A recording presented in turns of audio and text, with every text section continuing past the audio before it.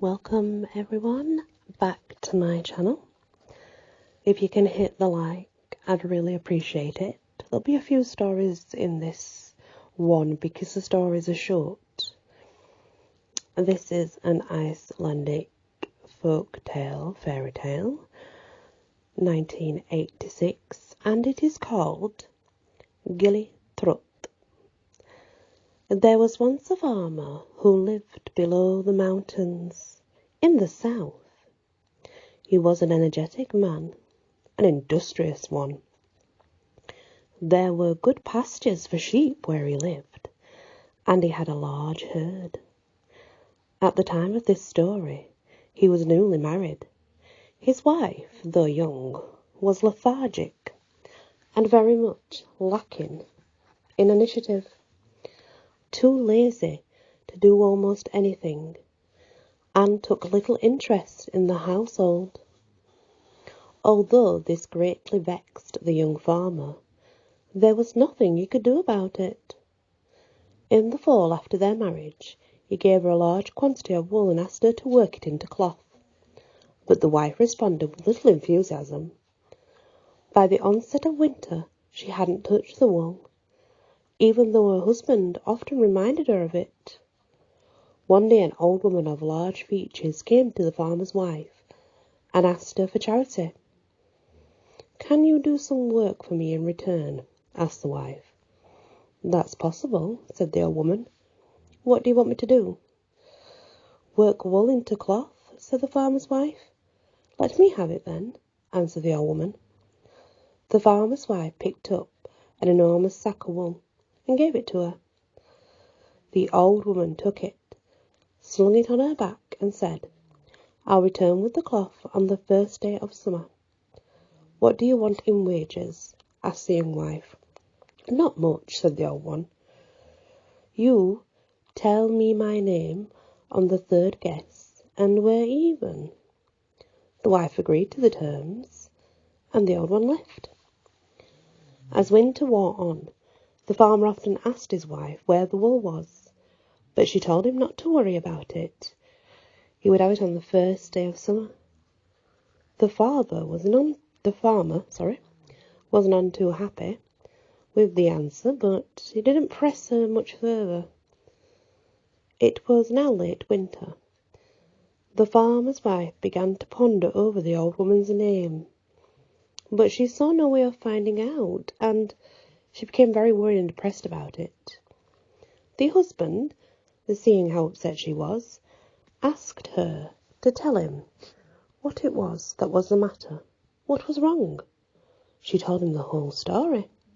The farmer, frightened she had done quite a stupid thing, for the old woman was no doubt a troll who did intend to abduct her. One day, the farmer's business took him into the foothills of the mountains, and he arrived at a large rocky mound. Deep in thought about his troubles, he hardly knew what he was doing. Then he thought he heard a thumping sound coming from inside the mound.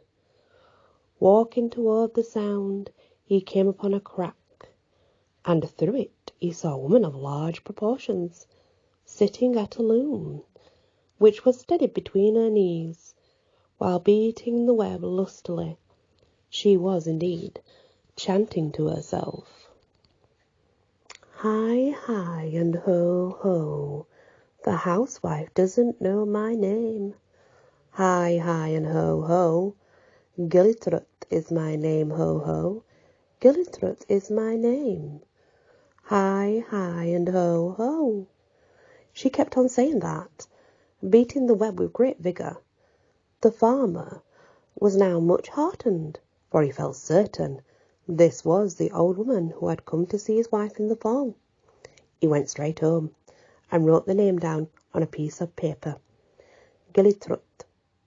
He did not, however, tell his wife about it. The last day of winter arrived, and the wife was so dispirited she didn't even get out of bed. The farmer came to her asking if she had found out the name of her maid, and she said no, adding that she would be grieved to her death. The farmer told her that would not be necessary, and he gave her a piece of paper with the name on it, informing her how he found out. She took the note, but still trembled with fear that the name might be wrong, and she asked her husband to stay with her when the old one arrived. "No," he answered. "You took it upon yourself to give her that wool. It's only fair that you should pay her yourself too." With that, he left. The first day of summer finally arrived, and the wife lay alone in her bed. No one else was in the house. Soon she heard a booming, rumbling noise, and in stepped the old woman, none too pleasant to look at. She flung down a huge roll of cloth, saying, "So, what's my name?" The farmer's wife, near deaf from fear, stammered, "Signy? That's my name, that's my name. I guess again, mistress," said the old woman. "Is I?" said the farmer's wife. That's my name, gloated the old one. "Guess once more, mistress." "Maybe it's Gilitrott," said the farmer's wife. The old woman had such a shock that she fell headlong onto the floor. And what a thunderous noise that made!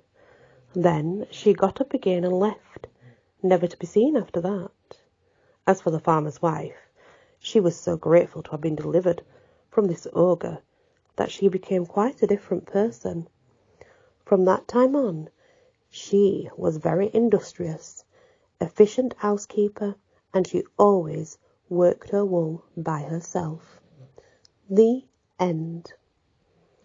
Does that not remind you of Rumpelstiltskin and Tom Tit Tot? So, if we look at Rumpelstiltskin, we have the original Rumpelstiltskin from the Brothers Grimm. Then we have Tom Tit Tot, the same as Rumpelstiltskin, but that is a British folklore tale from Britain. Then we have the Icelandic one, Gilitrott, again, just like Rumpelstiltskin. I think that's quite awesome to see the different stories that are told through the many places. It's fascinating. Thank you for listening, and many blessings. Remember, there's a couple more after this because it's only a short one. Hi guys, welcome back to my channel, Icelandic Folklore Tale 1986. There'll be two on this one because some of them are very short, so it's better to add one on. Please hit that like because it's free and it really helps. Thank you. The Night Troll. It happened at a certain farm that the person who left to guard the house he was on Christmas Eve, while the others were at evensong, was always found either dead or mad the following morning. The farm people were greatly distressed over this, and there were few who wanted to stay home on that particular night. One Christmas, however, a young girl volunteered, and that was a relief to the other members of the household. After they left, the girl sat on the dais in the bed sofa, singing to a baby she held in her arms. As the night wore on, she heard someone at the window saying, "What a pretty hand you have, my quick one, my keen one, and diddly-do." The girl answered, "It has never raked the muck, my prowler, my curry, and corrie-row." The one at the window said, "What a pretty eye you have, my quick one, my keen one, and diddly-do." And the girl shot back, "Never has it evil seen, my prowler, my curry, and corrie-row." The answer came from the windowsill again. What a pretty foot you have, my quick one, my keen one, and diddly-do. To which the girl replied, It has never trod in filth, my prowler, my curry, and corridor.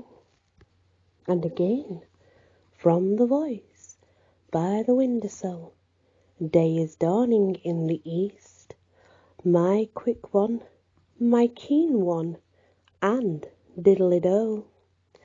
And the girl within retorted, Stay unturned to stone, but be of harm to no one, my prowler, my carry, and corry row. Then the being disappeared from the window. In the morning, when the farm people returned, a huge boulder was found in the alley between the farmhouses, and it's remained there ever since. The girl recounted everything that had happened during the night, and it appeared that it had been a night troll that spoke to her through the window. So there is a legend over here that trolls are stones, and they can go from stone to troll without anyone noticing. So that's a very interesting little story to me. Deep indeed the Iceland channels. So if we want to look at different things, this is the legend, I guess. Legend has it that a certain troll wife wanted to wade over Iceland from Norway. She was aware that there was some channels on the way, for she is said to have remarked to another troll wife, a neighbour, who wanted to deter her. They're deep indeed, the island channels, and yet they are formidable. Nevertheless, she mused there, and one narrow trench near the middle of the ocean so deep that her head might get wet in it, she was told. After that, though, she set off wading, no care for what she was told, and reached the channel of which she was most wary. Then a ship went sailing by, and she wanted to grab it and use it for support across, but she missed it by an inch, and stumbled at the same time, falling headlong into the trench, where she drowned. Her body later washed ashore in the west. It was so huge that a man on horseback couldn't even reach with his whip handle into the ham of her bent knee, where she lay dead and stiff on the foreshore. And that's, I guess, the story of a troll wife that wanted to cross the Icelandic channels. What the story means is another troll wife told her that the channels were formidable and that she couldn't just cross them. She would end up in the channel and she would get wet and drowned. That's the actual idea behind that, which I know it seems strange because I'm interpreting it from old text, so it's hard sometimes, but that's what it basically means. She was warned and told not to go. The channels were dangerous, formidable. She couldn't just cross them. She would get wet. She didn't listen. She went ahead anyway and died. So yeah, thank you for listening, guys, and many blessings.